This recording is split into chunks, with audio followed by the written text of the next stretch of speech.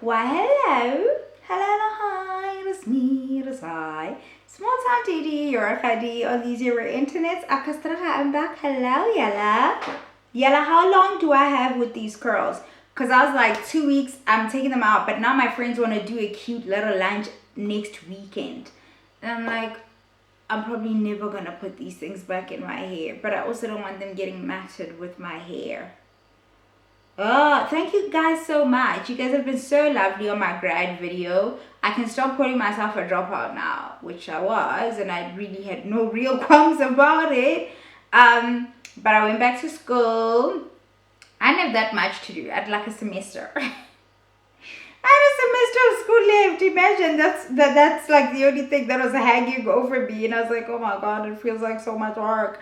But I got it done, and yeah, made my mama very happy and my family very happy, and you guys seem to be happy for me as well, so I appreciate that. A lot happened. I never closed off the season when they did the reunion for Married to Medicine. Not Married to Medicine. Married at First Sight. Mzansi. Because I was in the thick of trying to make sure that everything is going to go according to plan, but also I was just the way I am. You guys know, man. But yeah, so I'm chilling today. I'm back here, and you guys are having the garage door as your backdrop today.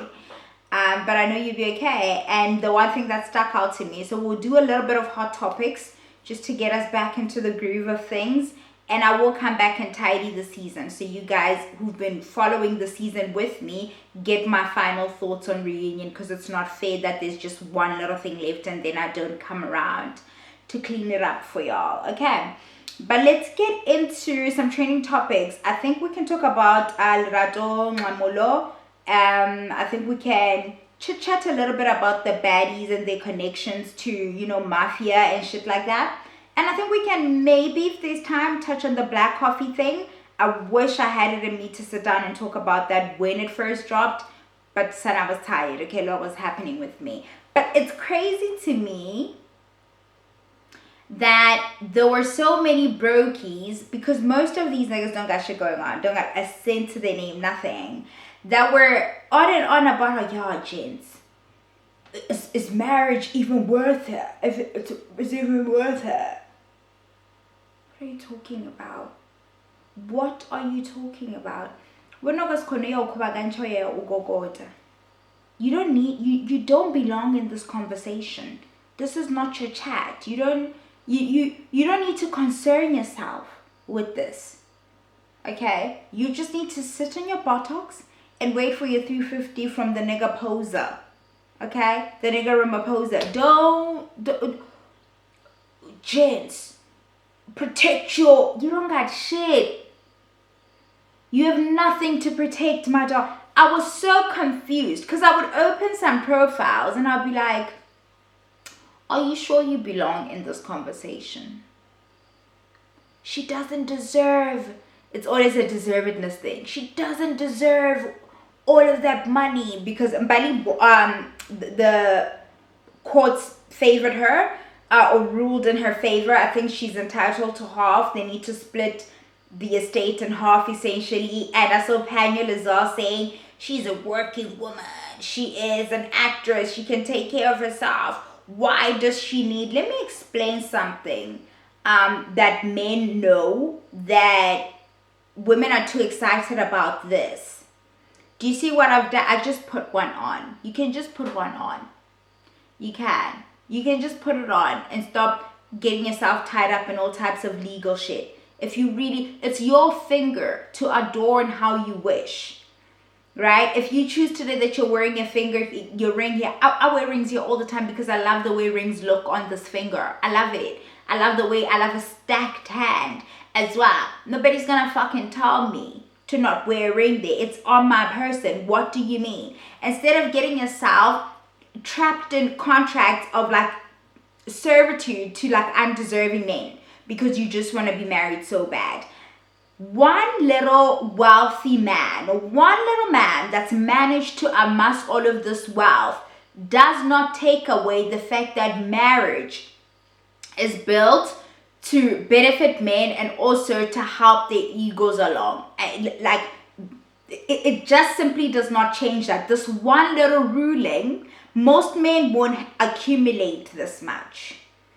In fact, if we look at it, most men who are able to amass any kind of success and wealth do so because of the unrecognized labor that the woman in their life is performing, a romantic interest, a sister, a mother. We've seen the sacrifices of the academically inclined son and how everybody else in the house has to go without in order to help channel what the household has to propel the son to greatness, as it were.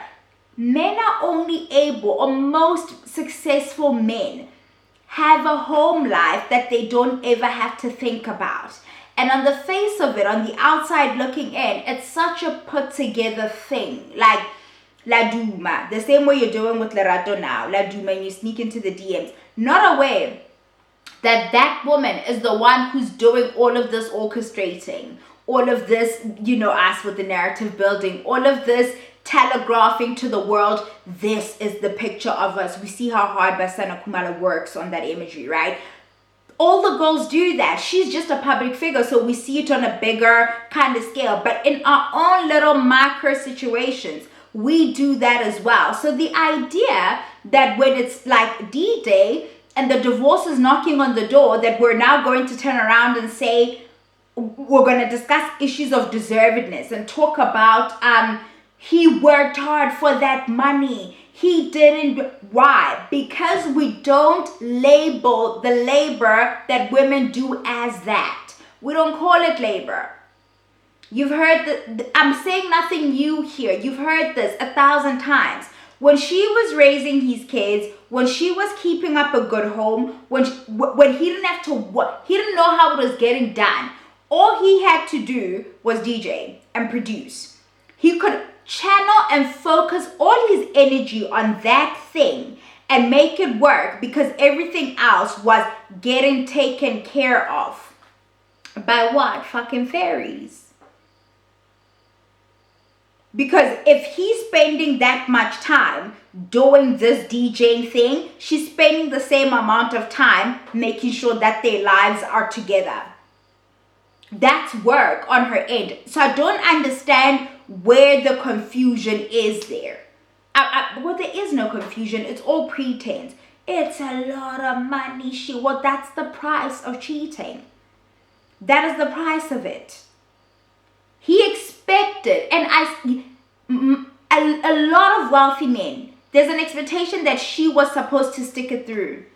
There are women who look at her and say she's a dummy because she just couldn't deal with him making kids outside of the marriage and all of that stuff.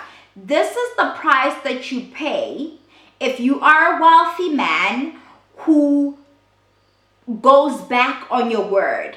You break your promise, just like in any other contract because that's what a marriage license is. That's what a marriage contract is.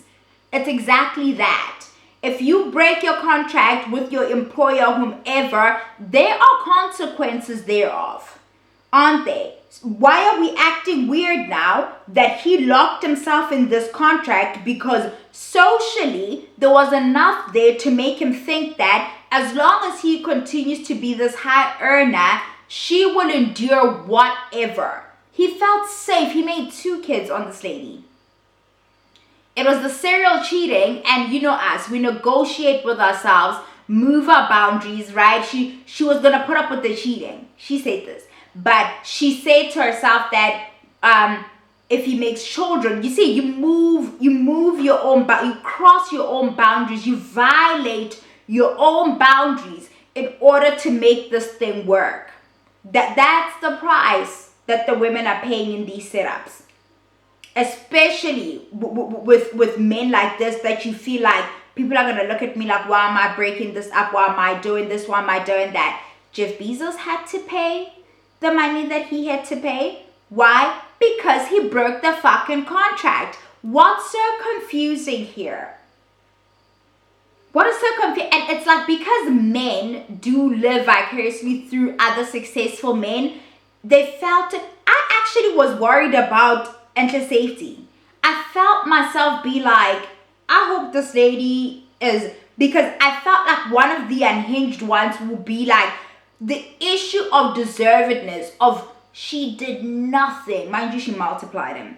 She did nothing. And the anger, these people were like foaming at the mouth on the internet at how much this woman did not deserve his money, because he had all types of stipulations for her, from what I remember, in terms of what she could and could not do as an actress, the kind of work she was allowed to take as an actress, and because he has the money, right? Your husband's well off. You're not necessarily desperate for the role. You want to film. It's your passion. It's a little pocket change in your home. It's really nothing to really write home about because of how much of an earner he is. So he gets to say things like, whatever stipulation, for example, allegedly, that he didn't want her having intimate scenes and things like that. This is a person who's allegedly a serial cheater in actual real life, doesn't want you playing characters on film being intimate, or like play intimate.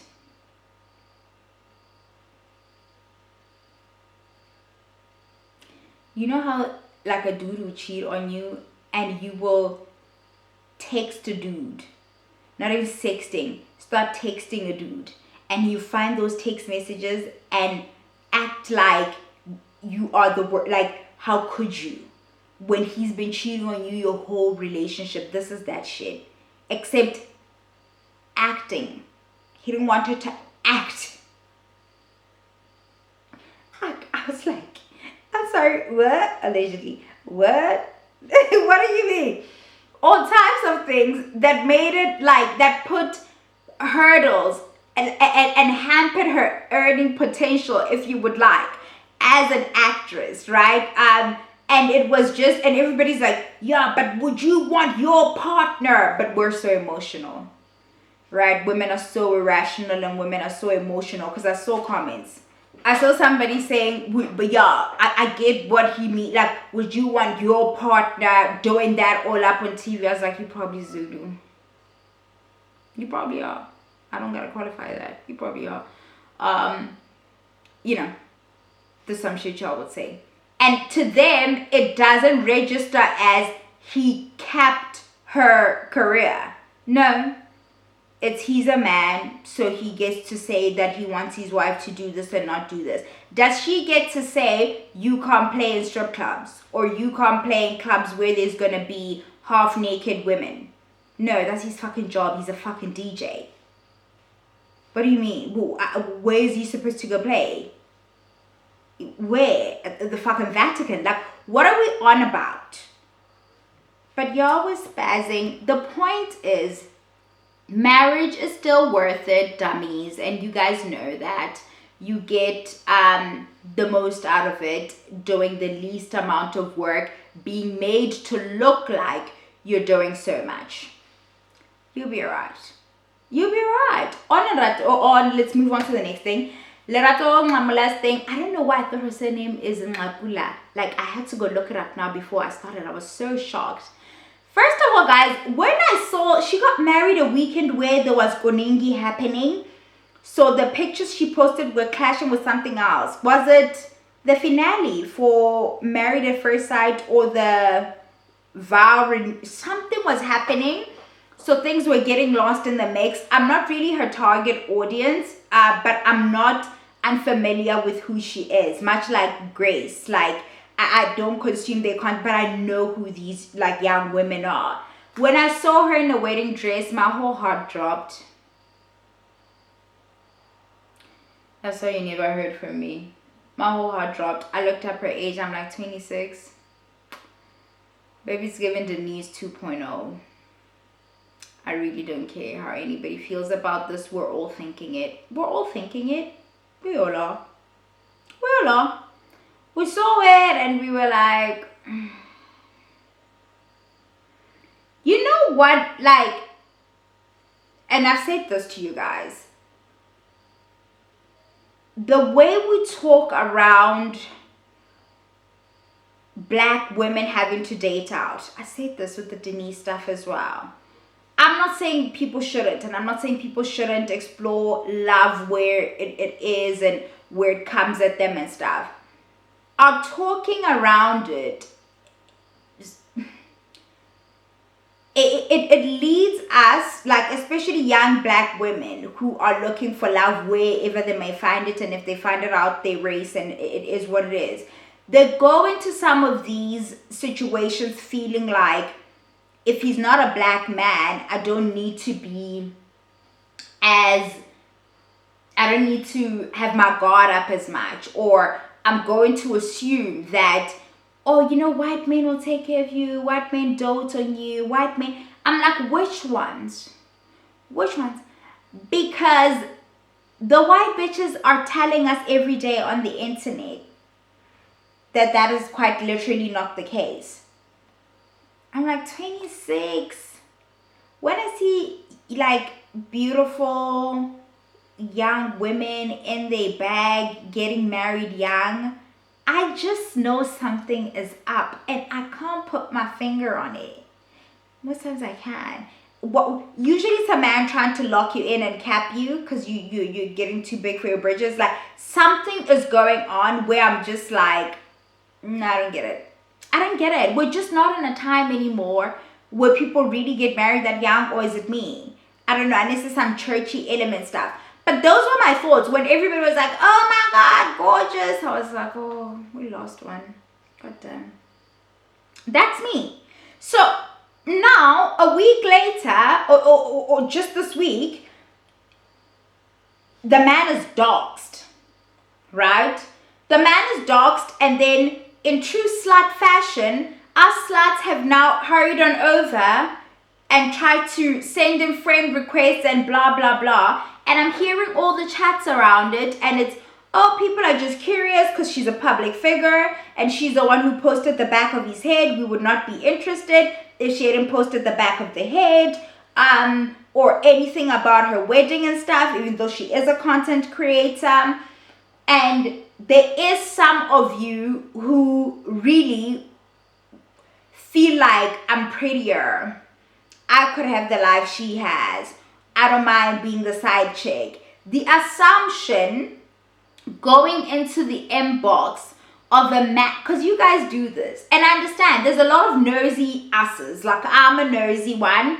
If I was that invested in her life, I'd also be, what people are digging, I'd also be trying to know more about him, see what she went for, see what she chose. Why? Because that's what happens when you build a cult following. You are a product. People consume you and they can't get enough of you. They're ravenous for you. They want more and more and more and more. And if you sprinkle a little bit of crumb of you, they want to have the entire loaf. That's just the nature of the thing that you're doing. And you're not fucking stupid, so you know that.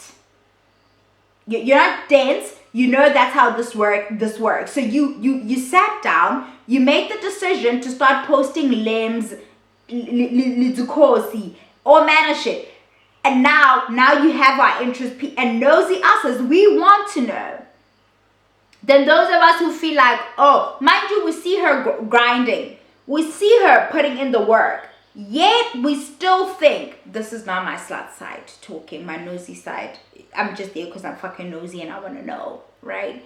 I don't think it's right to dox this individual who clearly does not want to be a public figure. That said,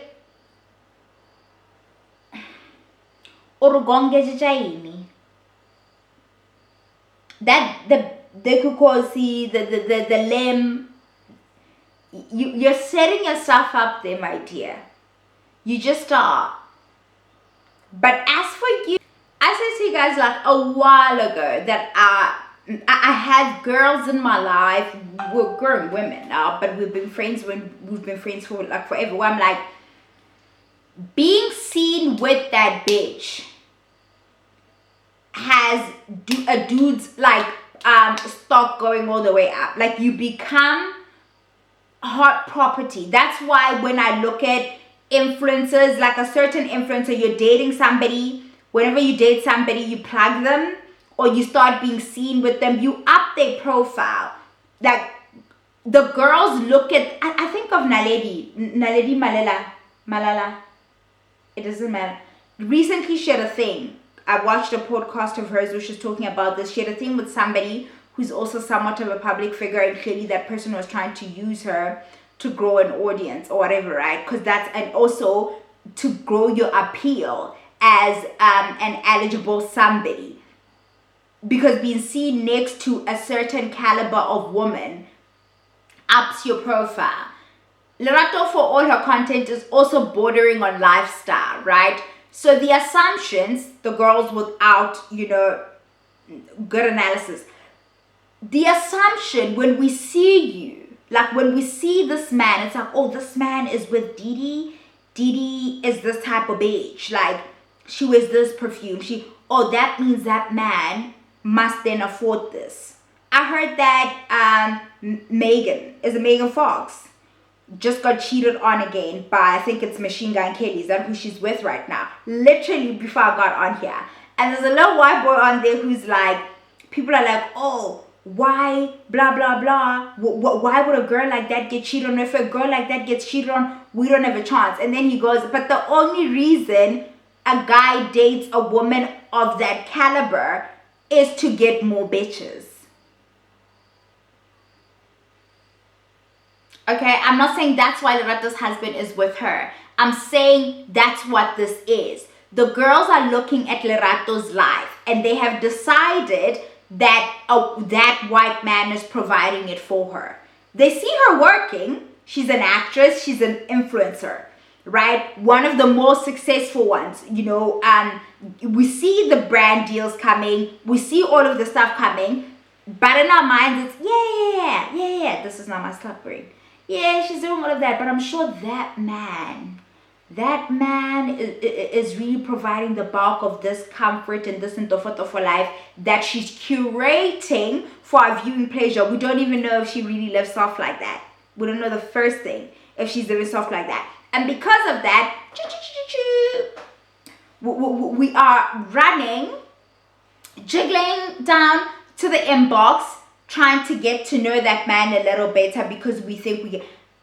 I want us to do away with that thinking, because 9 times out of 10 the lifestyle is. I don't even think Lerato has said to us this relationship is happening because a man is providing it for me. It's different when we see the girls who are like, I'm a stay-at-home wife. Okay, they are advertising that this is where I get my money. So then you also go and knock on that same bank that I see that. I don't believe she's positioned her lifestyle as a kept girl lifestyle. In fact, quite the opposite. She's a working girl. That is her brand.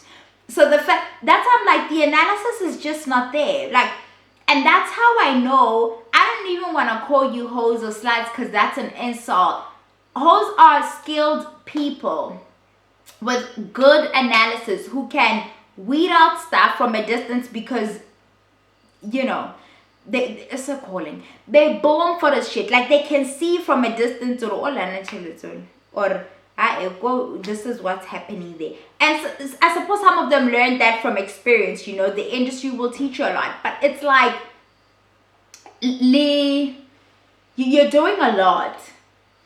You are doing a lot, and the track record of these beautiful dark-skinned black girls getting with these men, especially white men from other countries and stuff, it's not great. It's not going great. You should not be getting this excited.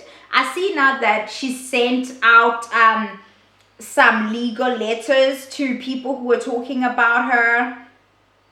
Even people who weren't necessarily saying anything bad about her.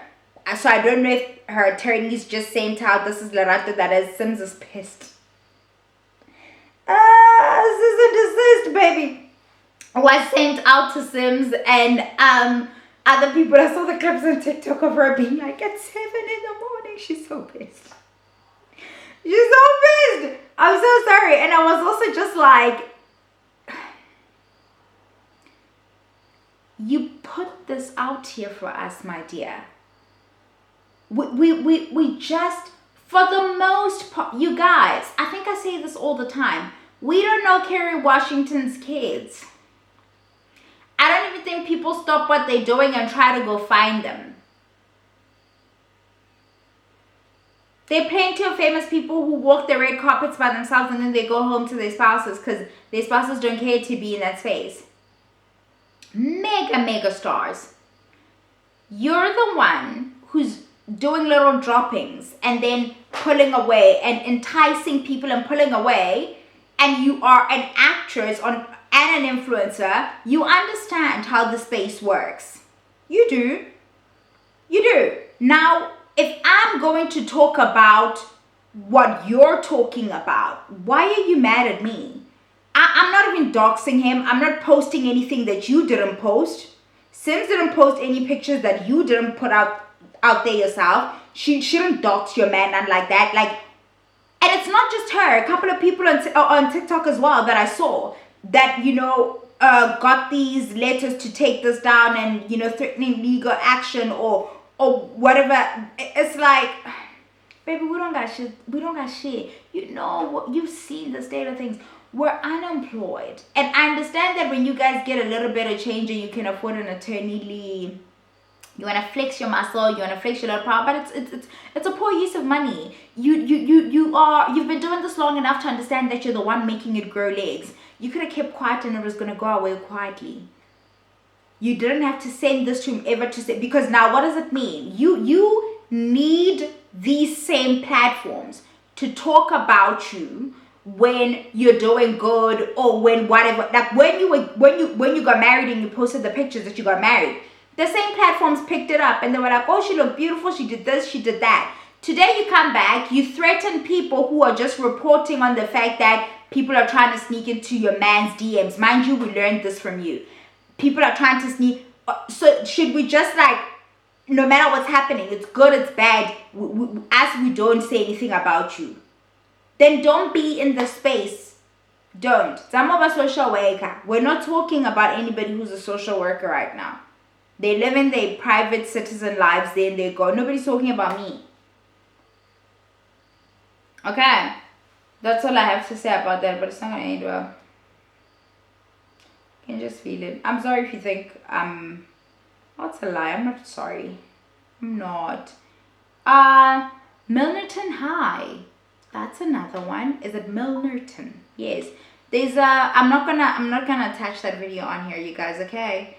But there's a video that's gone viral there by Milnerton High where a school child is being bullied by other age mates or whatever's happening. The rugby, a lot of them or all of them, they said to be first team rugby players, right? And if you went to any of these type of setup type schools, you would know the kind of that's why they don't get over it, especially those who peak in high school. Like they hold on to that identity. I played high school. We're 40. Like we're fucking 50. Why are you?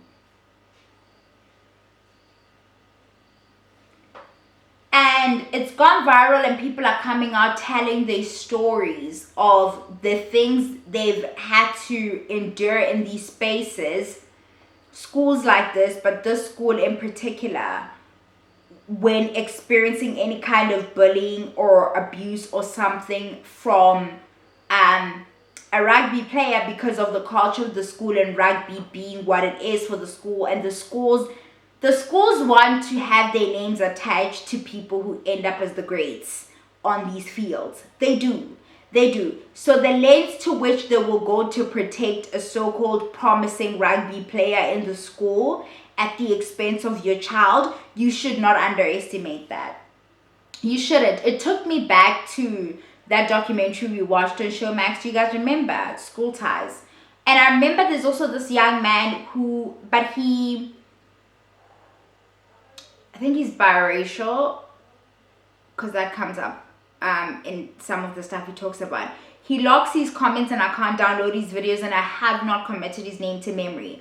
But he went to these schools where he participated in this culture, and he's now like a young man who has different views on life and is able to articulate the cultish behavior in all boys schools. This is not an all boys school, but it lends itself to that because the rugby culture is such that the boys will be given preferential treatment. The rugby boys in particular will be given a preferential treatment and things of that nature.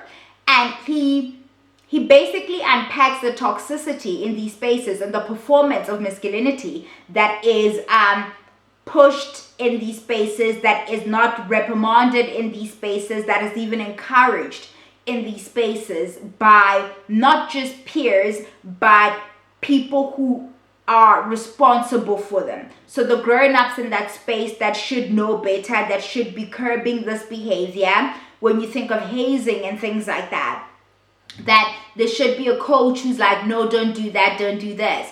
But often what happens, much like in school ties, is that it's like a small little ecosystem where you churn out the student. They kind of sort of go out into the world, but not really, because they move in the same kind of network, and then they do whatever further studying they need to do or not, and then they kind of get spat back up like into the school. They become a teacher, a coach, or whatever, and they are back in that space with those same teachings, with the same teaching of the haze. There's nothing really wrong with it, and the rugby boys will be a little rough, and the cultish ways in which they move. It becomes this ecosystem like feeds into each other. So it's hard to hold people accountable because they're a product of that environment. They go back to work in that environment, or you don't come from that environment. You get in, but that's the culture of the school.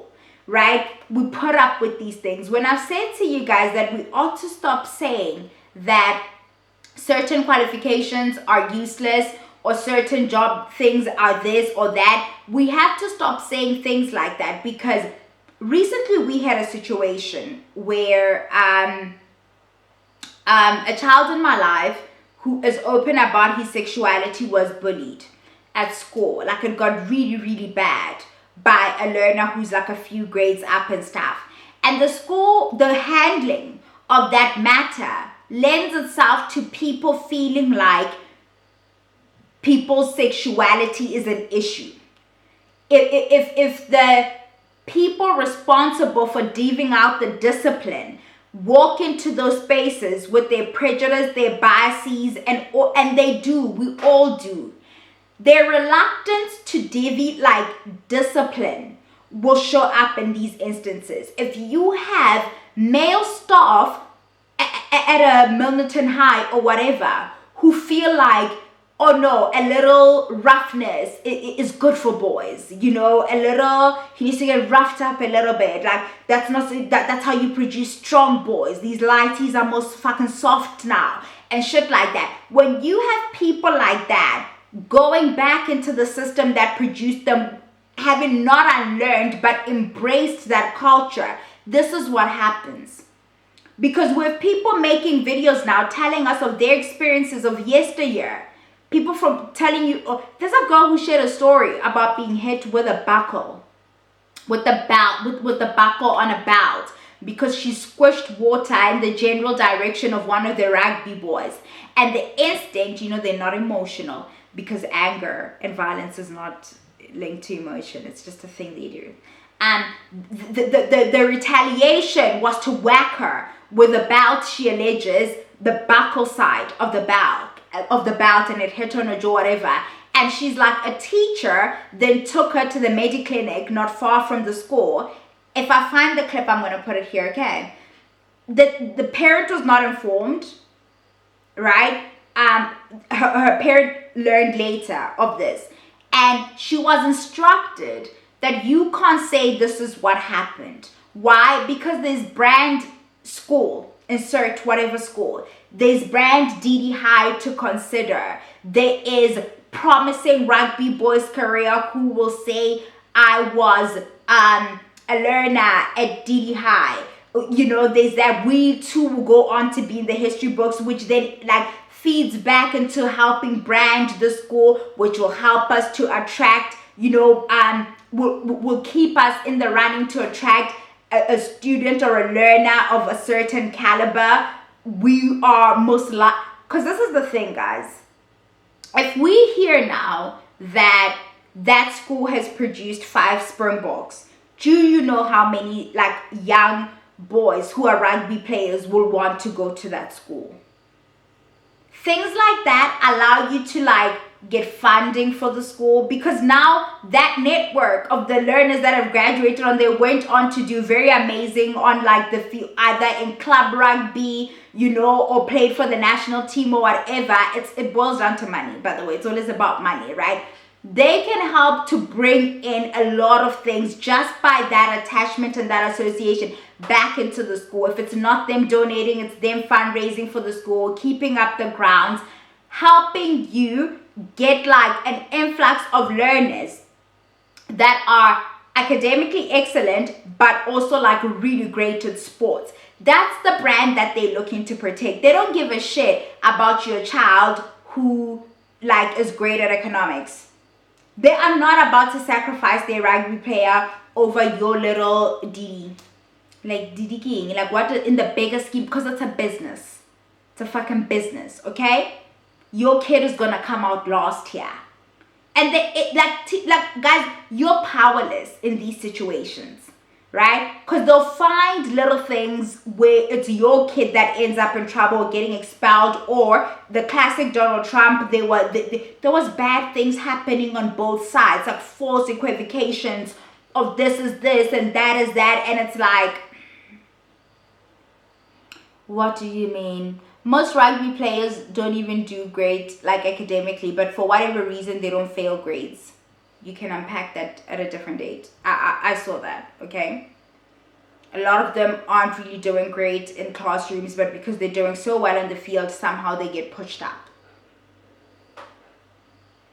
That's the culture in these schools. So it's best that we also find ourselves in fields and spaces where we will find ourselves in spaces where we're able to have some impact and some change and shift a culture if we can.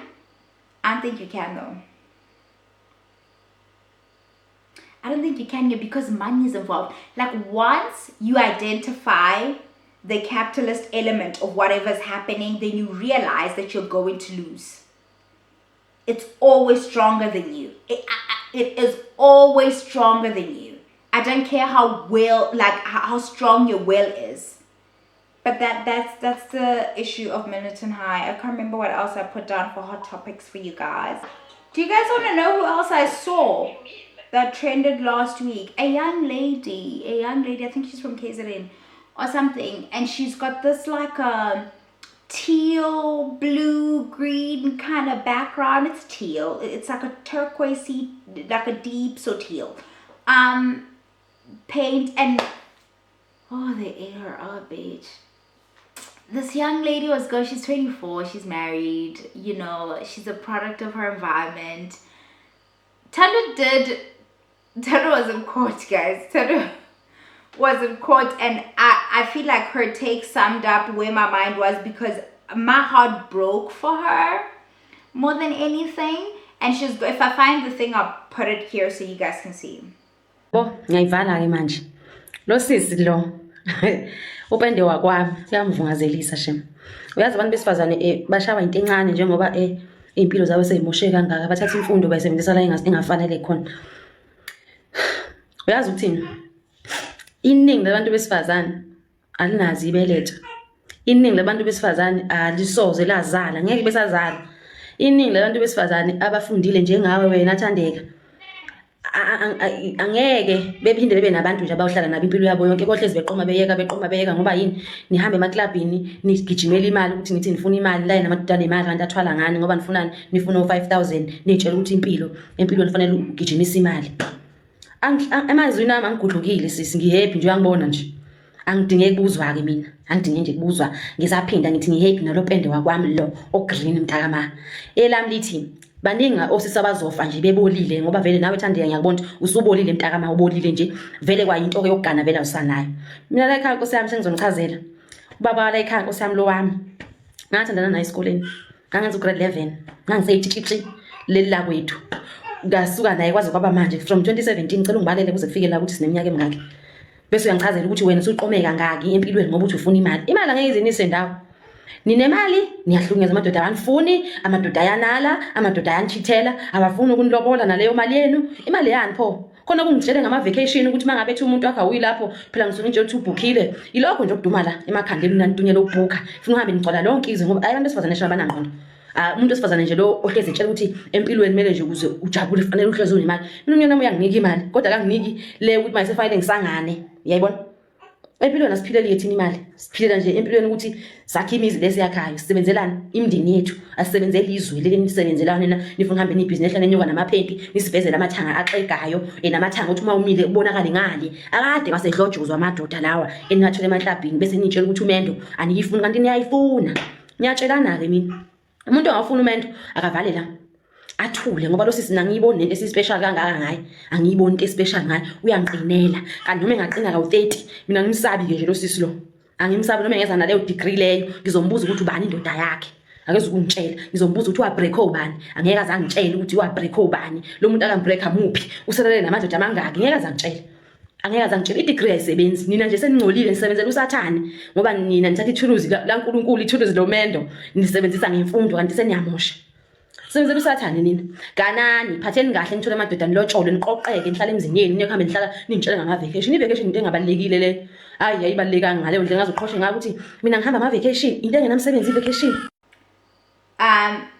But this type of thinking clearly happens when you guys, I think this is more common than we like to believe it is. There is I'd say not a station but a station I suppose that's gaining ground, or radio, a talk radio station in my area in Bulawayo gaining ground, where they are profiling, I use that lightly, everyday people, but it is slowly, or maybe that was the intent all along, it's like just a humiliation, like ritual type of thing, just platforming degeneracy, but also platforming things that on the surface you would cackle at, but if you're an over like analyzer like me, you're always seeing the thing behind it, so it's really heartbreaking, bordering on like Jerry Springerish adjacent type of content where you go and you sit with, you know, people from an underprivileged community and they share something that is embarrassing or something like that. But this girl's line of thinking reminded me of that style of content as well, where it's like a lot of those people aren't that way because of anything other than that they are a product of their environment, and that environment produces this level of thinking and this type of person because they were simply they've not been exposed to anything else. And yes, it's dangerous that she's saying the things that she's saying, and it's even more heartbreaking and sad because she's so young and you are desperately hoping that this is the level of thinking of an older woman from a different time where it made sense, and you would think it brings home. And that's how you know, like, yo guys, feminists have work to do. Hey, it really brings home the fact that in as much as we're doing great, we've made inroads, things are happening, the girls are in spaces that were said to be strictly for men and that we couldn't dare occupy. A lot of things are happening, but this brings home that we're also still so far behind that we can't lose steam now. Because sometimes I say this to you guys as well, I get on here and I'm like, oh, I'm so repetitive, I'm always telling the girls to rah rah rah, and it's like, no, actually, Didi, you can't get tired. You can't get tired. And more, the messaging needs to be packaged in a way that the most disadvantaged of women can digest it and improve their circumstances as they are, as they stand. We don't need to pluck them out of the village life that they live in. We want that village life to be empowering. We want them to feel like they can have their own and it be okay. It's not challenging to a man's manhood, his masculinity. It's not we want them in that space that they're in, that level of thinking, to go to where they are and have impact in the world that they exist in. Not everybody needs to be plucked out of there, and it's like, if you are gonna be considered unchained, you must now be in the city and dress a certain way and do whatever, because there are women in these spaces who suffer the social consequences of these environments for going against the grain and not thinking like everybody in these spaces, and everybody just says they end up being waloi. Actually, they call them that. Everybody just thinks they're so weird. You know, my grandmother,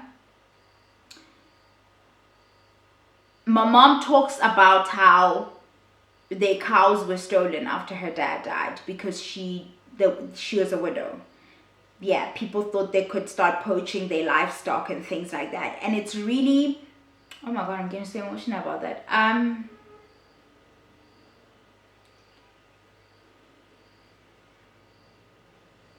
It is not helpful to talk at people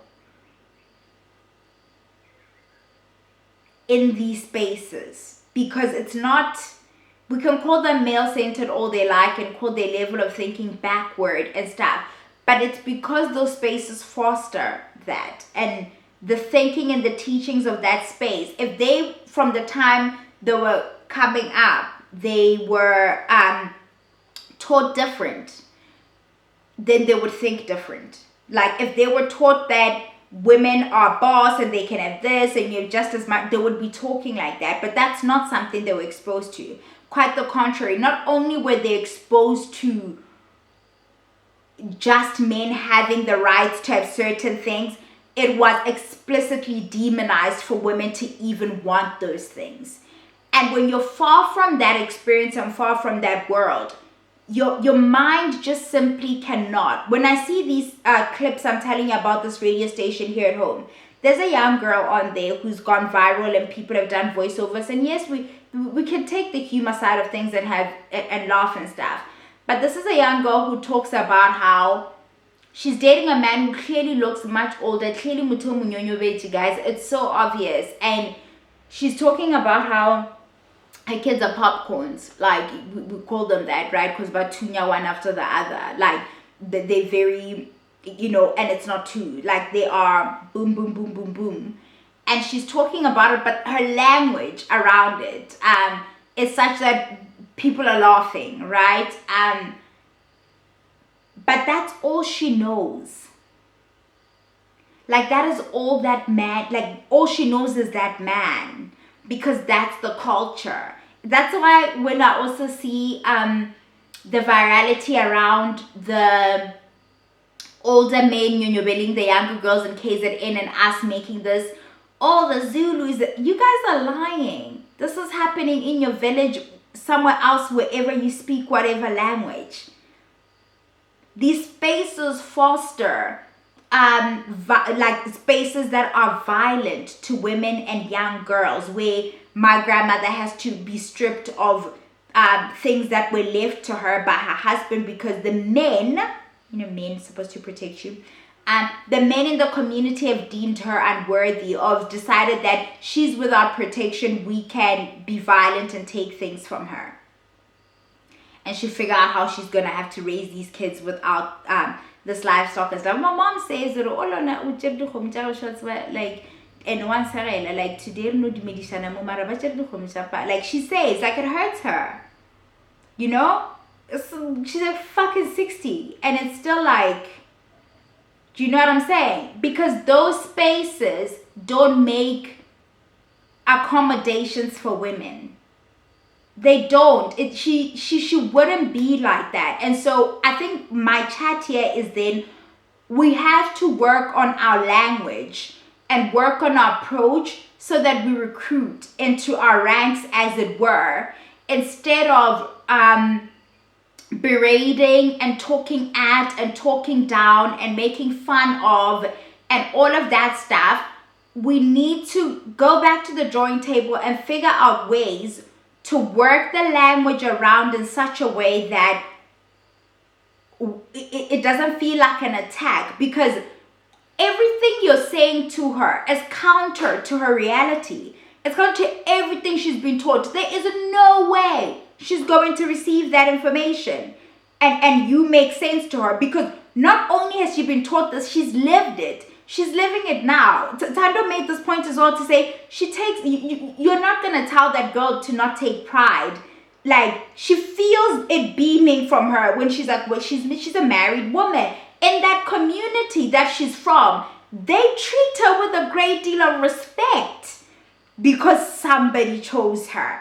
Okay, there's evidence in place. There's a treatment of her in place that validates that if you play by these rules that we give you, even though in the bigger scheme of things they hinder your progress and clip your wings, you're not going to see that because you weren't even given the knowledge that you have wings to begin with. They were clipped before you could even realize that, right? Then they give you the little crumbs, right? And you get to be like, give my mama, and they're like, only the married women can go to this thing. And then you feel like, and there is a celebration in your honor when you do get married and you were, it's a lot, guys. It is a lot.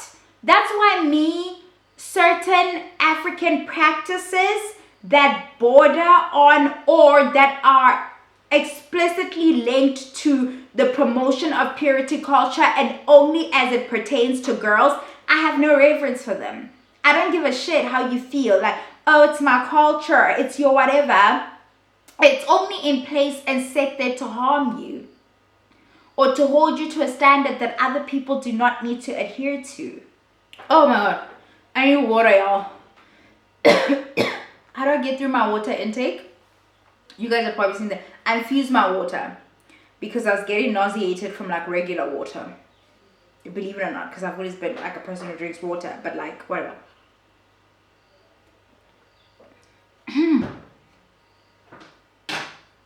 My thoughts are on this. Where was I? Oh yeah. Those like practices and things like that, and they are not exclusive to Zulu people, by the way. I'm saying it because we have versions of it all around us, and then it's the Christian element of stuff and all of that stuff that reinforce each other and produce this level of thinking, this very low level of thinking, if we're being honest, that hold women back and stuff. But our approach Wafazi, we gotta work on that, hey? I don't know what we're gonna do, because every day I try to mince my words and talk around things because of the change that I want to see around me. And it's hard, guys. It's hard because I have I think I've told you guys this, friends, homegirls around me who were not exposed to the same things as me from young, right? So when we became friends now in our older years, and I'm seeing their line of thinking, their level of thinking, the prioritizing of romantic relationships and men and stuff, I find myself having to bite my tongue a lot. Like really, I've learned, and I wasn't doing this in the beginning. It would come across as I was very judgy, but I was very, it wasn't effective. And it's draining. I'm gonna be honest, right? It's draining, but it's like seeing them come into the awareness that you've been walking in their own time, through their own experiences, using their own words as they see the world. Oh, it's like, oh, because when I try to force feed them my ideologies and my thinking around relationships, they just look at me like, what do you mean you don't need a man? Everybody needs a man. What do you this is I think I've told you guys the story of one of my good like homegirls who we were sitting stoepoon on the veranda, I suppose you could call it that. But our verandas typically like porched, like they have shading, doesn't matter. You could stoop. Yeah, we're sitting out and we're sitting with her brother. He's washing shoes. I'm doing whatever, and we were talking about all of this. And my not wanting to get married came up and what have you. And she's like, Nana, I want my own kitchen. And I remember turning around, and we both turned around with the brother, who's no feminist. He's just a regular hood dude who's like, because it's linked to a man. Like, there is no world where it's divorced from that. This is the same person who now says things like, yo, if I ever get a nice job, I want to have a small house for myself. And she went through her own things. When she'd want my advice, I'd give it. When she wants to talk about whatever, I have to sit and listen. When she says certain things that I'm like, this is not helpful, instead of on the spot saying whatever, I go back and I sit with it. Sometimes I'll even say to one of my friends his nicer words. I'll say to her, how do you think I can put this back to her at a different date when she's not so heightened? And then when we're having a simple moment where we're doing something fun or nothing else, I'm like, what's about? And then I will find a way to, and then you're like planting that idea. But it's so much work. It is work. And it brings like back the idea that your concern and care for women needs to be genuine so that you can really walk the path with them. Because you weren't always in this awareness.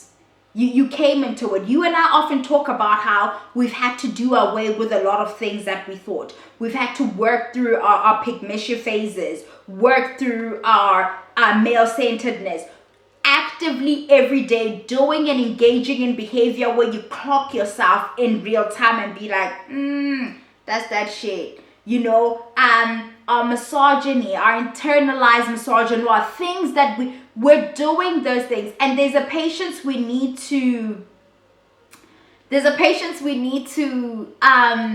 have when we're dealing with our sisters who are not always going to be kind to us when we're trying to do the right thing and be helpful, because they come from environments where they don't need to be kind to us because we're not in agreement with the thing that they're doing. So if you're gonna say that you really mean it when you talk about feminism being an issue of choice and women making empowered choices about their lives from an empowered and informed point of view and coming to decisions, whatever that decision is. And I'm not one of those people who...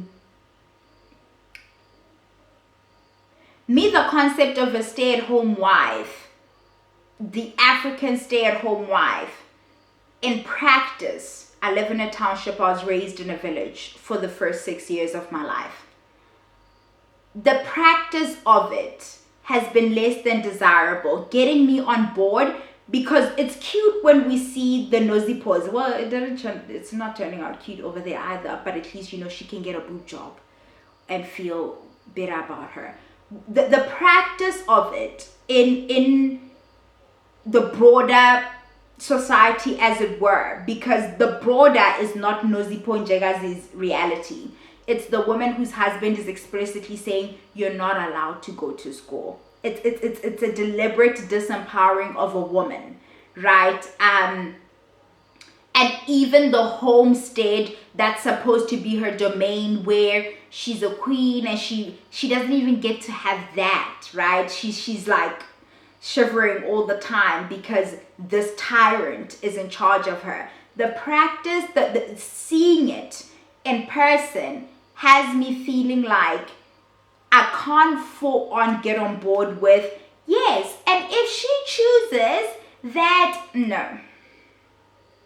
If she chooses that she still wants to be, what exactly does she think she's choosing? How much information does she really have? What are the protections? On Mad Day, if shit is to go awry and this man decides to drop her, what does she get out of this? What are the things in place that are going to protect her and her children? I simply cannot. So it makes it difficult. It makes it difficult to receive this young 24-year-old bride here and be like, oh yeah, she loves it. It brings her joy, because we know how it goes. We know how it goes. She's gonna get to an age where he wants a second wife, and she's not gonna have any choice but to say yes. Anyway, that's it. The approach. Okay.